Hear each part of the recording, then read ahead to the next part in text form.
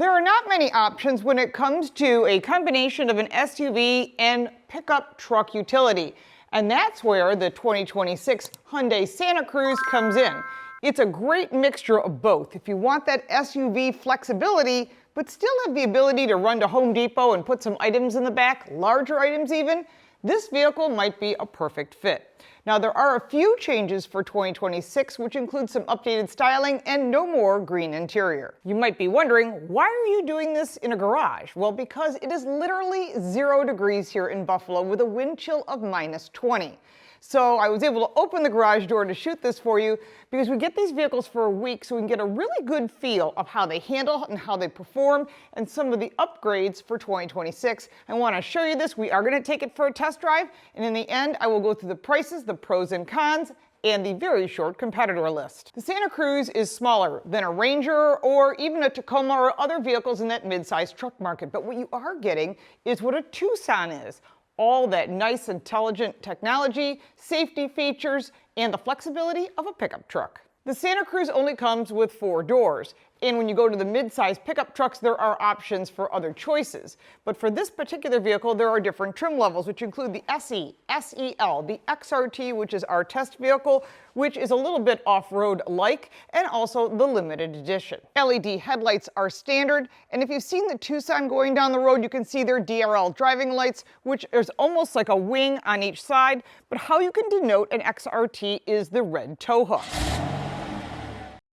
Under the hood, there are 2 engine choices, the entry-level 191 horsepower 4-cylinder engine or our test vehicle, which is a 2.5-liter turbocharged 4-cylinder engine. It has 281 horsepower and 311 pound-feet of torque. Backed by an 8-speed automatic transmission across the lineup, 0 to 60 time on our test vehicle is 6 seconds. Fuel economy, 20 miles to the gallon combined. This vehicle is available as an H-track all-wheel drive or front-wheel drive. But what's nice is all-wheel drive is available on all trim levels for $1,500. Towing capacity, 3,500 pounds for the front-wheel drive and 5,000 pounds for the all-wheel drive, which matches the Maverick and the Ridgeline. Another way to denote the XRT is you've got a little pickup truck logo here and of course some really nice trim detail around the wheel arches. They all ride on 18-inch alloy wheels, and this is a special wheel for the XRT. The profile of the truck has not changed, nor has any of the exterior details from the previous year. You will note the black cladding along here, and it says Santa Cruz embossed in the side of the door.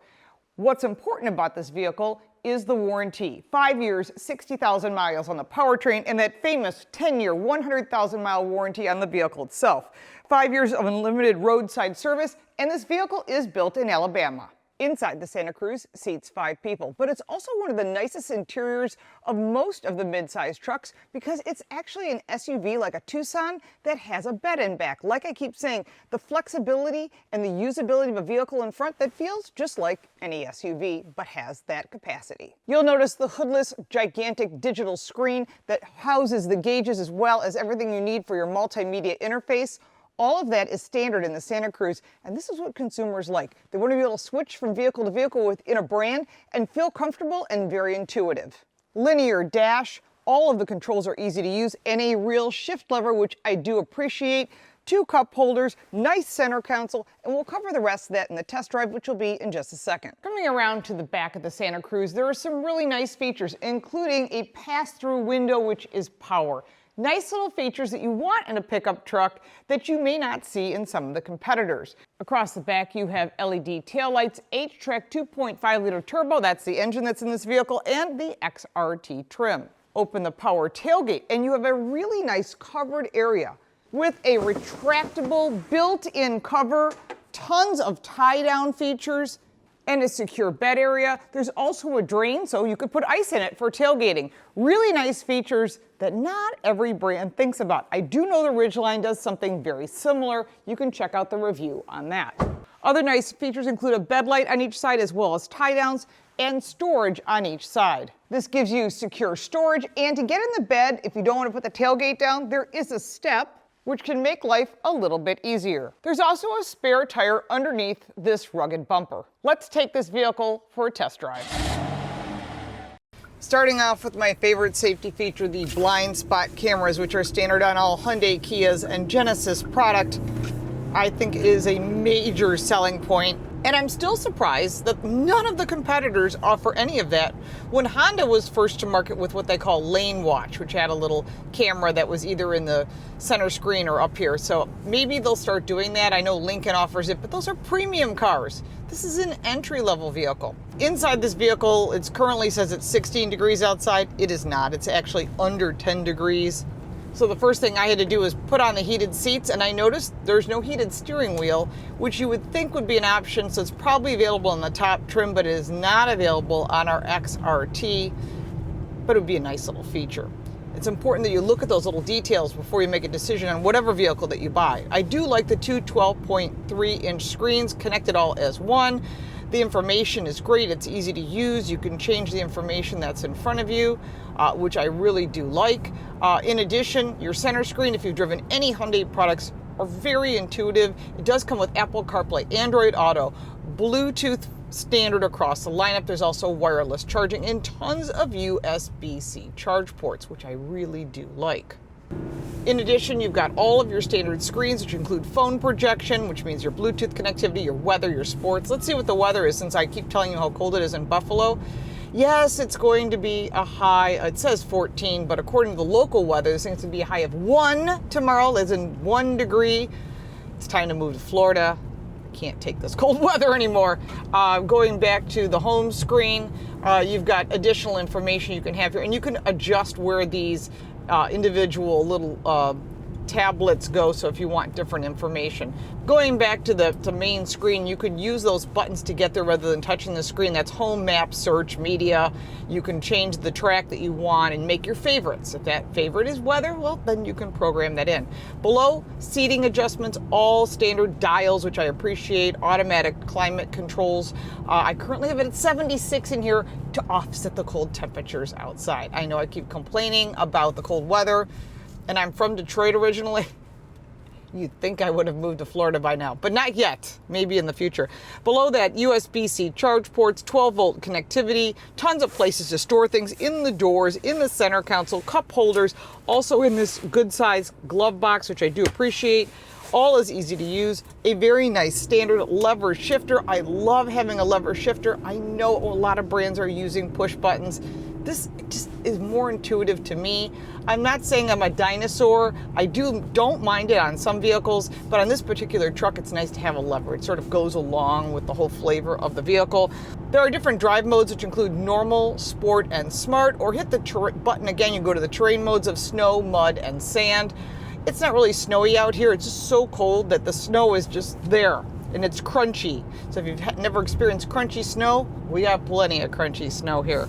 Further back, you've got your auto hold, your parking brake, your hill descent, which is nice. This is off-roadable. It is not an off-road vehicle. If you want a real off-road capable vehicle, there are other products out there. This gives you a chance to go to your campsite, or you want to go do some logging or whatever. It's got a few logs in the back, maybe a face cord to take back to your fireplace. That's not a problem whatsoever. Visibility is a really important thing when it comes to any vehicle. There's a huge piece of glass in front, low sills, which I do appreciate. So visibility is excellent. Of course, those cameras that are backup cameras are great. There is no camera built into the rearview mirror, which would be nice, but again, that's usually a premium feature. As far as handling, this vehicle handles as expected, just like a Tucson. It's fine. It's not meant to be a sports car in any drive mode. It's meant to be capable and functional, and it does all of that. Braking is well balanced. As far as engine performance, I wish it had more power. It needs like an N trim level. The entry level engine is okay. This is better because it's turbocharged. So I put my foot in it and it's good, but it would be nice if it had more power. And that's a personal thing. Is it acceptable? Absolutely. Is it good for daily driving? For sure. Is it about performance? No. But if they do what Maverick did with a Lobo edition, that may mean that Hyundai's thinking about putting an N line in this. And that would be really cool and a lot of fun to drive. But as far as overall the handling, it is well packaged for its price point. and it's certainly a consideration. If you're thinking about buying a Maverick, you should absolutely test drive the Santa Fe. It is certainly a consideration. Of course, check with your insurance agent. There is a longer warranty on this vehicle. And again, you want to check to see what maintenance is included and what's not included so that you can make a smart decision. All of the car news is on Car Coach Reports. All the car reviews are here on Car Smarts. And don't forget to check out our radio show, The Drive with Lauren and Carl. You can find that on YouTube if you'd like to watch the video version called The Drive Car Show. All right, let's go through my pros and cons, and of course the price and that very short competitor list. The price for the 2026 Hyundai Santa Cruz starts at $31,350 and goes all the way up to $45,300. Our test vehicle, which is the XRT, is $43,335, but that does include destination and delivery. So when I'm giving you this price range, it's without that. It's important to note. For competitors, there's really only two, the Ford Maverick and the Honda Ridgeline.